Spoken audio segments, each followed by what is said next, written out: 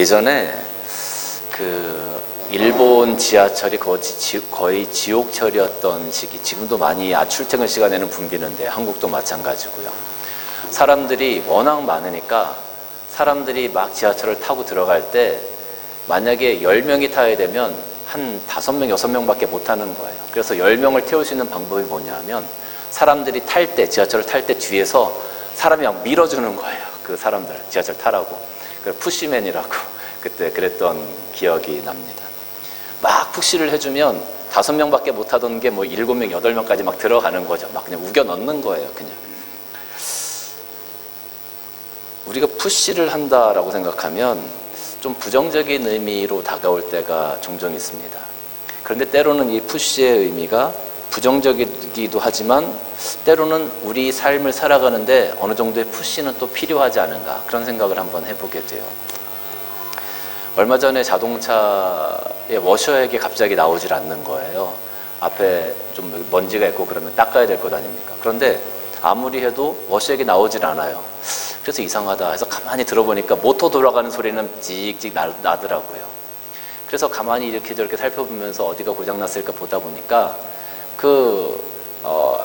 호스라고 연결해주는 그 조그만 그 파트가 하나 깨져 있더라고요.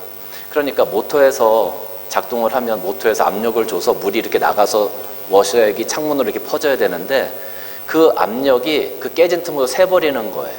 그러니까 압력이 가지 못하니까 물이 나오지 못하게 되는 거죠.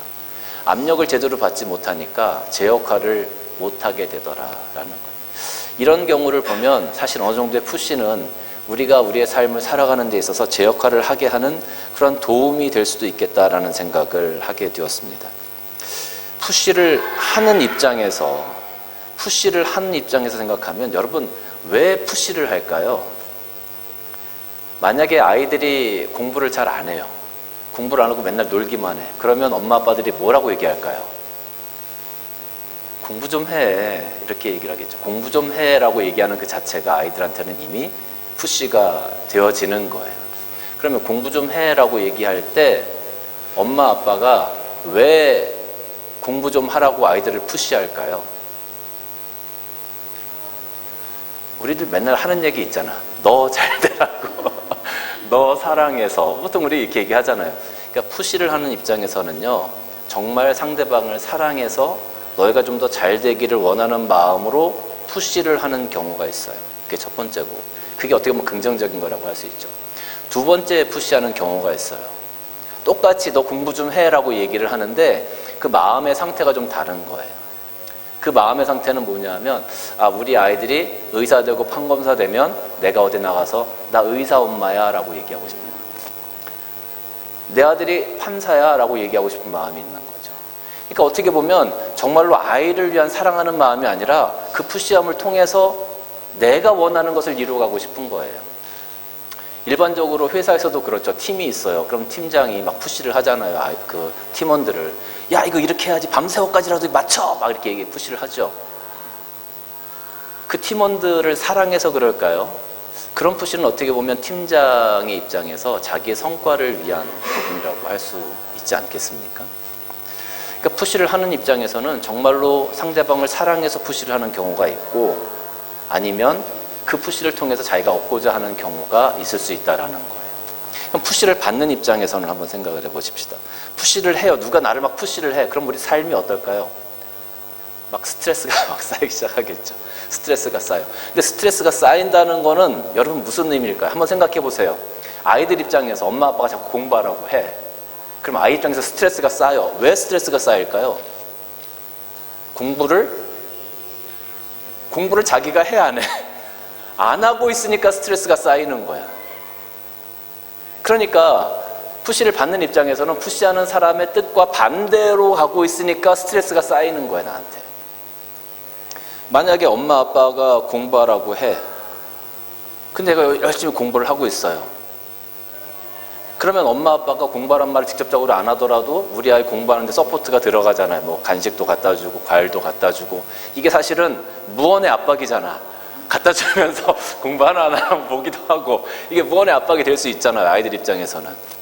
그런데 그게 어떻게 보면, 긍정적으로 보면 내가 스트레스를 받지 않게 되어지면 아이들한테는 그게 더 앞으로 나갈 수 있는 원동력이 될 수도 있다라는 거예요.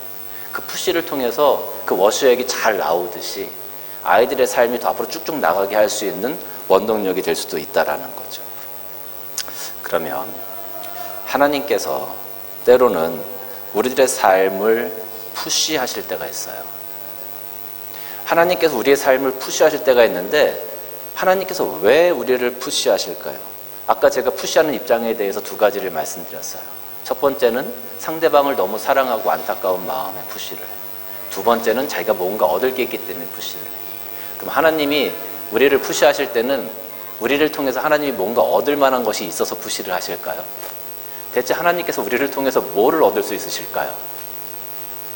사실 하나님은 우리를 통해서 얻으실 수 있는 게 거의 없어요. 하나님 모든 것들을 다 가지고 계신 분이고 이 우주를 창조하신 분인데 무엇을 우리를 통해서 얻으시겠어요? 그렇다면 하나님께서 우리를 푸시하시는 이유는 하나입니다. 우리의 삶이 잘 세워져 가기를 원하시기 때문에. 하나님께서는 우리의 삶이 잘 세워져 가고 우리의 삶이 복받는 삶이 되어지고 우리가 좀 잘 세워져 가기를 원하기 때문에 우리를 푸시하시는 거예요. 그런데 하나님께서 우리를 푸시하실 때 여러분 스트레스 받아요, 안 받아요? 받아요. 스트레스를 받아. 아까 제가 받는 입장에서 말씀드렸어요. 스트레스를 우리가 왜 받아요, 그러면? 스트레스 받는 거는 무슨 의미야? 하나님께서 원하시는 대로 내가 살아요, 못 살아요? 지금 못 살고 있기 때문에 내가 스트레스를 받는 거예요. 하나님께서 기뻐하시는 삶의 방향을 우리가 살아가고 있는데 하나님이 우리를 푸시해요. 그러면 진짜 무슨 터보 그 제트 엔진을 받은 것처럼 쫙 나가겠죠. 그런데 하나님께서 우리를 푸시하실 때 우리가 스트레스를 받아? 이건 뭐야? 내가 지금 하나님께서 원하시는 삶과 정반대로 가고 있는 내 정욕대로 살아가고 내 죄성대로 살아가고 있기 때문에 스트레스를 받는 거예요. 야고보서 4장 4절 말씀 보면 가늠한 여인들아 세상과 벗된 것이 하나님과 원수됨을 알지 못하느냐. 그런즉 누구든지 세상과 벗이 되고자 하는 자는 스스로 하나님과 원수되는 것이다 라고 이야기하고 있어요. 우리가 하나님의 뜻에 합당하면 세상과는 벗되어 살 수가 없어. 세상과는 친하게 지낼 수가 없다는 거예요. 그런데 우리의 삶은 지금 어때요? 세상 가운데 세상과 친하게 지내려고 많이 노력하죠. 세상에 있는 것을 잡으려고 노력하죠. 세상에 있는 것을 소유하려고 노력하죠. 근데 그것이 뭐라고요? 하나님과는 원수된 거다. 하나님과는 반대된 거라는 거예요. 그러니까 하나님께서 우리를 푸시하실 때 야, 너 그러지 말고 좀 일로 와봐 라고 얘기하실 때 가기 싫은 거예요. 그 자체가 스트레스가 되는 거예요.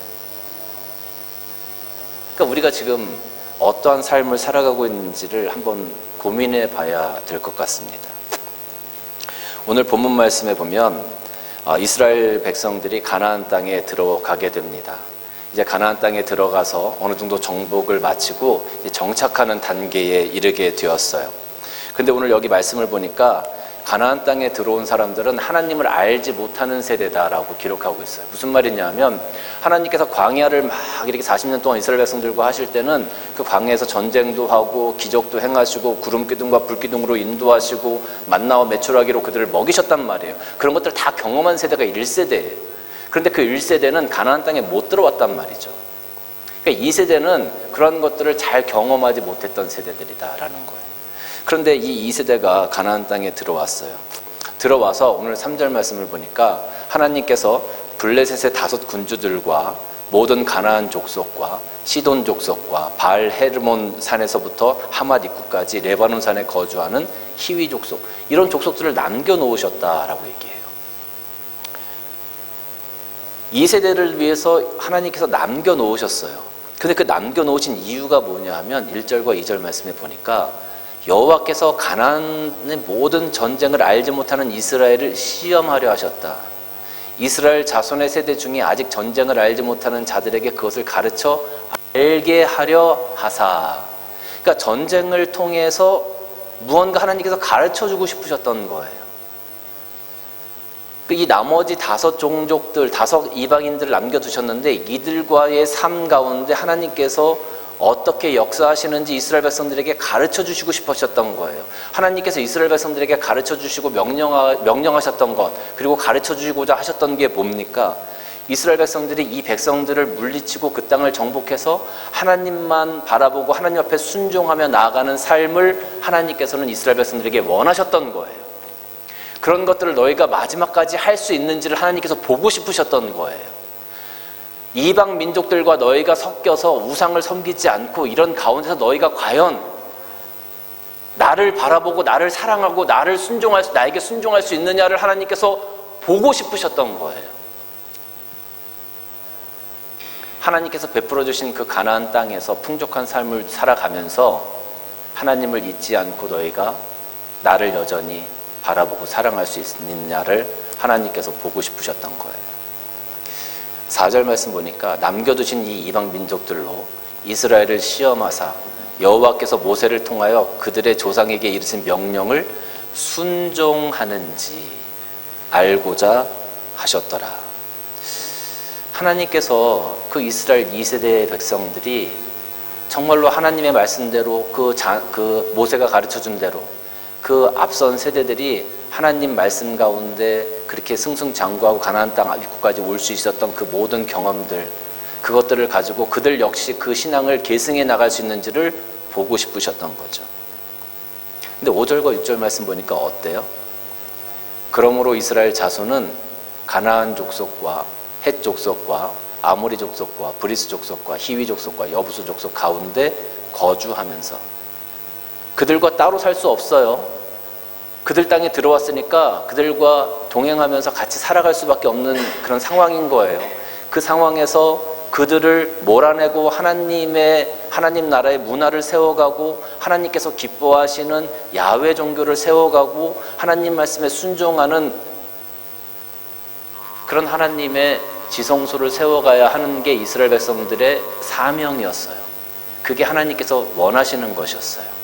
그런데 6절 말씀 보니까 그들의 딸을 맞아 아내로 삼으며 자기 딸들을 그들의 아들들에게 주고 또 그들의 신들을 섬겼더라. 하나님께서 원하시고 하나님께서 바라신 정반대의 길로 가고 있죠. 우리가 이 세상에서 살아가면서 정말로 지금 우리 곁에 이 이방 다섯 민족들이 있는 것처럼 그들과 혼용되어져 살아가고 있는 우리들의 삶 가운데 하나님께서 정말로 우리들에게 원하시는 것이 무엇일까? 하나님께서 우리에게 풍요함을 주시고 하나님께서 내가 여기 정착할 수 있게 하시고 하나님께서 오늘 내가 여기서 살아가게 하셨는데 그 가운데 하나님께서 우리에게 원하시는 것이 무엇일까? 하나님께서 오늘 우리에게 모든 것들을 허락하신 이 환경들은 하나님께서 우리가 하나님을 사랑하는지 여호와께서 모세를 통하여 4절 말씀에 모세를 통하여 그들의 조상에게 이르신 명령을 순종하는지 알고자 하십니다라는 거예요. 오늘 우리의 삶이 하나님의 말씀에 순종하고 있습니까? 하나님께서 기뻐하시는 대로 우리가 발걸음을 옮겨 나아가고 있습니까? 아니면 오늘 여기 나와 있는 이스라엘 백성들의 삶처럼 이 6절에 나와 있는 것처럼 그들의 딸들을 맞아 아내로 삼으며 자기 딸들을 그들의 아들들에게 주고 또 그들의 신들을 섬기는 이런 불순종의 삶을 살아가고 있습니까? 오늘 이스라엘 백성들이 하나님 앞에서 불순종의 삶을 살아가기 시작했어요. 그래서 하나님의 푸시가 들어오기 시작합니다. 그게 뭐냐면 사사기의 시작인 거예요. 이방 민족들을 통해서 이스라엘 백성들이 압제당하기 시작합니다. 압제당하기 시작하고 어려운 시간을 보내게 되어져요. 그때 이스라엘 백성들이 깨닫고 하나님 우리를 도와주십시오. 우리를 살려주십시오. 라고 외칠 때 하나님께서 사사를 보내셔서 그들을 구원하게 하셔요. 사랑하는 성도 여러분, 하나님의 푸시는요 우리에게 돌아오라고 하는 사인입니다. 하나님께서 우리를 푸시하실 때 하나님 나 힘들어요. 왜 자꾸 나에게 이렇게 스트레스를 주세요? 나 힘들어요. 스트레스 좀 주지 마세요. 그럴 것이 아니라 하나님의 푸시가 있을 때 과연 내 삶이 하나님께서 기뻐하시는 삶을 살아가고 있는지 내가 지금 바로 가고 있는지를 한 번쯤은 고민해보고 되돌아봐야 된다라는 겁니다. 돌아오라고 하나님이 푸시하실 때 돌아서는 것이 얼마나 힘이 들겠습니까? 오늘 내가 누리고 있고, 오늘 내가 즐겁고, 오늘 내가 평안하고, 오늘 내가 모든 것을 가지고 행복해. 그런데 하나님께서 돌아오라고 말씀하세요. 돌아오라고.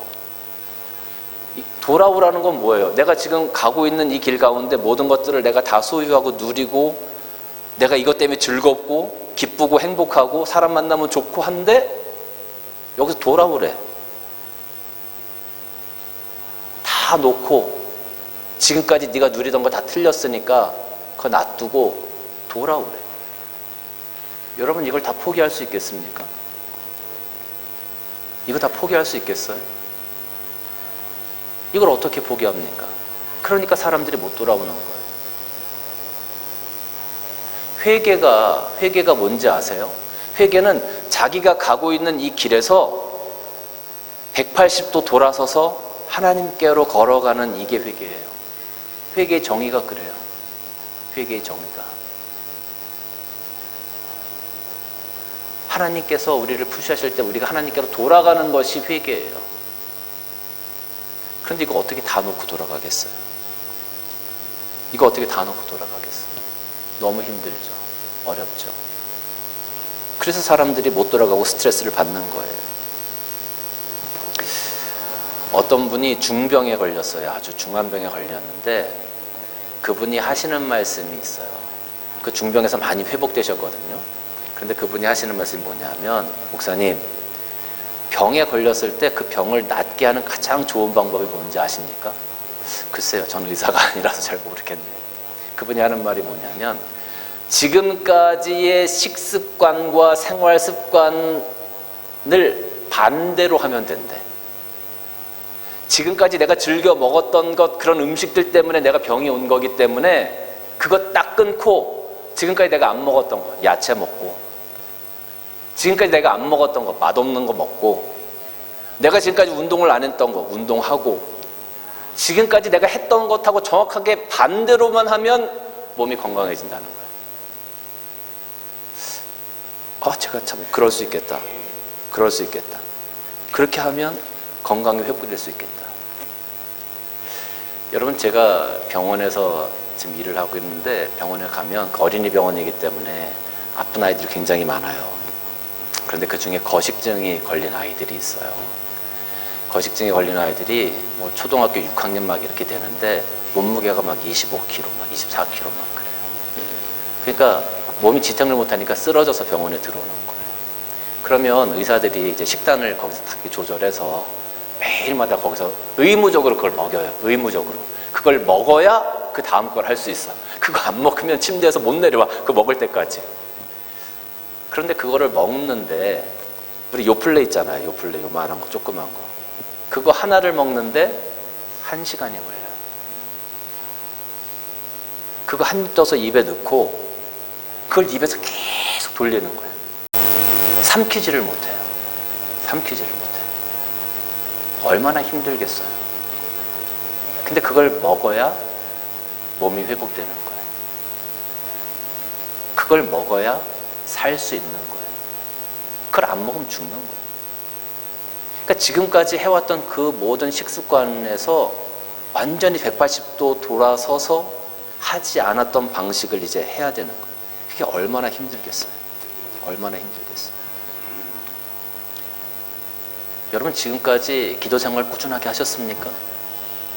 하나님께서 여러분들에게 푸시하시면서 이제 기도 생활 하라고 하시면 180도 돌아서서 기도 생활 열심히 하실 수 있겠어요? 하면 되죠. 말은 쉬워요. 진짜 해보십시오. 쉬운가? 저도 하나님께서 주신 마음이 있어서 제가 11월 말까지 저도 금식하면서, 저녁 금식하면서 기도한다고 여러분들에게 말씀드렸잖아요. 끊임없는 유혹이 들어와요. 오늘 하루는 쉬면 안 될까? 계속 기도했는데 오늘 하루는 좀 빠지면 안 될까? 매일매일 저와의 싸움을 해가고 있어요. 쉽지 않아요.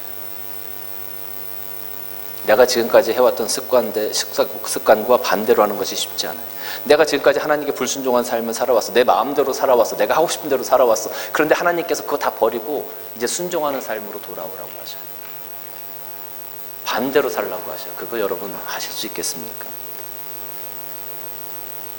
내가 세상에서 살면서 내 주머니에 조금 더 채우려고 그렇게 아둥바둥 살아왔어.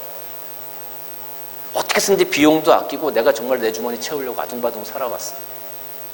그런데 하나님께서 내 주머니를 열어서 내 이웃과 형제를 위해서 사용하라고 하세요. 여러분 그렇게 하실 수 있겠어요? 너무 힘든 거죠. 그래서 저는 그리스도의 십자가 사건이 참 위대한 사건이다라고 얘기하고 싶어요. 왜냐하면 예수님께서 그 십자가의 사건이 그 십자가에 달려서 돌아가셔야 하는 그 고통이 얼마나 크고 힘들고 어렵다는 걸 아셨어요. 그래서 하나님 앞에 나가서 기도했어요. 하나님, 이거 정말 제가 꼭 해야 됩니까? 만약에 이 잔을 제게서 옮기실 수만 있으면 좀 옮겨주십시오. 근데 하나님 제 뜻대로 하지 마시고 아버지 뜻대로 하옵소서. 그러면서 하나님한테 간절히 기도했어요. 누가복음 22장 44절 말씀 보니까 예수께서 힘쓰고 애써 더 간절히 기도하시니 땀이 땅에 떨어지는 핏방울같이 되었다라고 할 정도로 얼마나 힘드셨으면, 얼마나 안타깝고 얼마나 힘들고 그랬으면 하나님께 이렇게 기도했겠어요. 여러분 하나님 뜻에 순종하는 것이 쉽지가 않아요. 이렇게 힘든 거예요. 이렇게 힘든 거예요. 근데 하나님께서 우리에게 돌아오라고 하시잖아요. 그렇게 푸시하시잖아요. 지금까지 네가 걸어갔던 거 거기서 돌이켜서 나에게로 걸어오라고 하나님께서 말씀하시잖아요. 두렵죠. 힘들죠.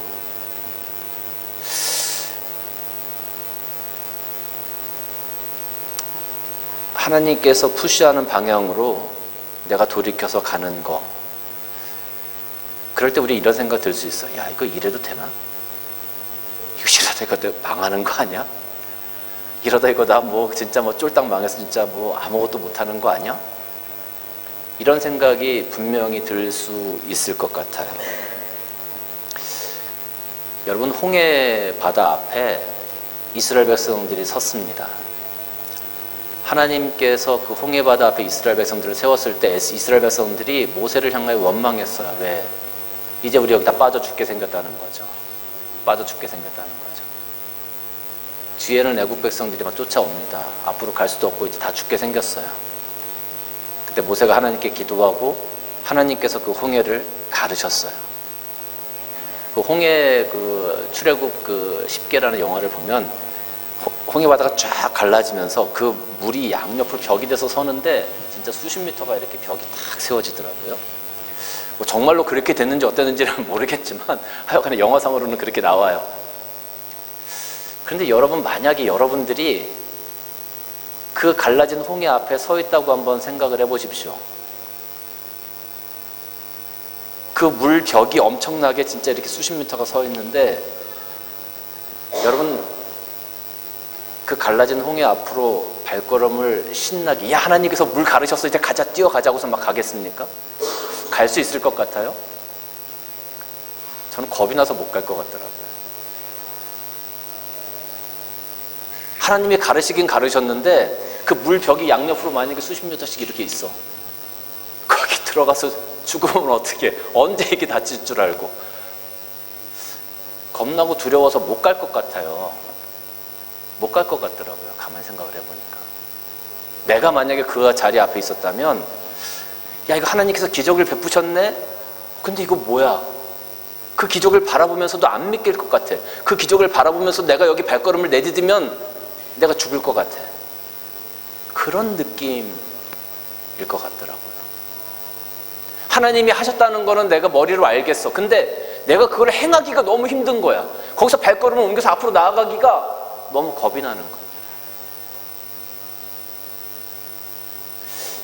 하나님이 그런 이스라엘 백성들을 푸시하세요. 앞으로 나가라고. 앞으로 나가라고 푸시하세요. 어떻게 푸시하셨어요? 뒤에 누구를 놔뒀어요? 애굽 백성 바로를 놔뒀잖아요. 막 푸시를 하시는 거야 지금. 너 안 나가면 죽는 거야. 너 안 나가면 죽는 거야. 막 푸시를 하시는 거예요. 이스라엘 백성들이 어쩔 수 없이 그 홍해를 건너갈 수밖에 없는 상황을 하나님께서 만드시는 거예요. 제가 그 장면을 이렇게 읽으면서 그 하나님 앞에서 기도하면서 야, 정말 하나님 참 대단하시구나. 대단하시구나. 하나님의 택하신 그 자녀를 앞으로 나가기를 주저하고 하나님이 하셨다는 걸 알면서도 앞으로 나갈 수 없는 그 이스라엘 백성들을 정말로 어쩔 수 없이라도 나갈 수 있게 하시는구나. 그렇게 하나님께서 푸시해서 하나님의 일을 만들어 가시는구나.